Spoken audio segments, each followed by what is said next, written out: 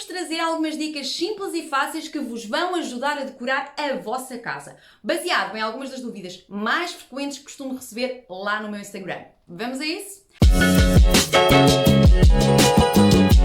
Então, a primeira dica é sobre iluminação. Qual a temperatura a usar nas diferentes divisões? A temperatura da cor é medida em graus Kelvin e refere-se às várias cores que podem ter uma luz. As mais comuns são o branco frio, que tem um brilho branco azulado, o branco neutro, que transmite luz branca, e o branco quente, que tem um tom de branco alaranjado.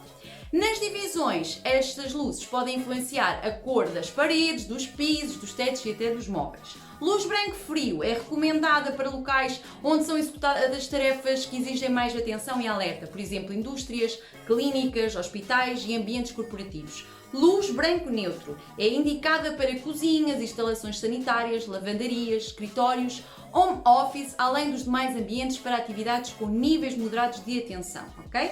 Luz quente, aconchegante, é ideal para atividades de relaxamento, propiciam um clima mais sociável, íntimo e confortável. Por isso é ideal para quartos, salas, áreas de lazer, recepções, lounge.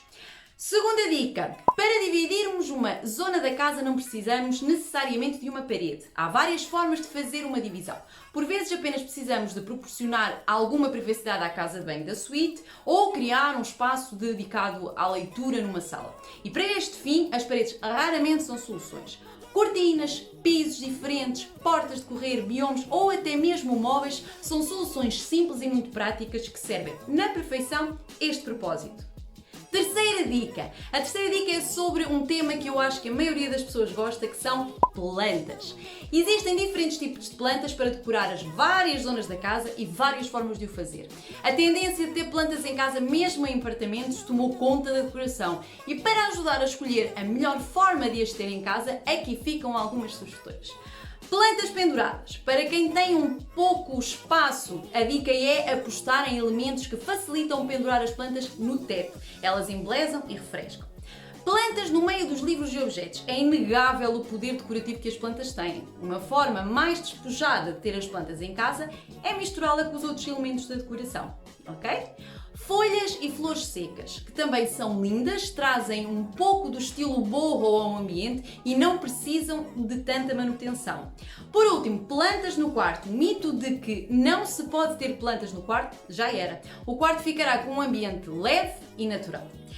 Quarta dica, existem várias formas de pendurar quadros na parede. Estes podem ser dispostos numa parede livre, sendo que alguns deles podem ser colocados numa altura próxima do piso ou mesmo no chão. No hall de entrada, os quadros devem ser alinhados com o batente da porta, por cima de um móvel ou num aparador. Devem ser centralizados tanto na altura como na largura. Já no quarto da cama faz sentido que os quadros fiquem por cima da parede onde está a cama ou então numa parede livre em frente à cama de forma a que nós possamos apreciar o quadro enquanto deitados. Quinta dica, como dispor almofadas no sofá. Parece simples, mas como tudo tem a sua técnica. Varia o tamanho. O tamanho ideal é de 45 por 45 e o mais fácil de encontrar, mas procure incluir pelo menos uma almofada diferente para dar outro ar. Comece sempre de fora para dentro, é importante que começar sempre pelas laterais. O ideal é colocar as maiores nos cantos e as restantes em direção ao centro.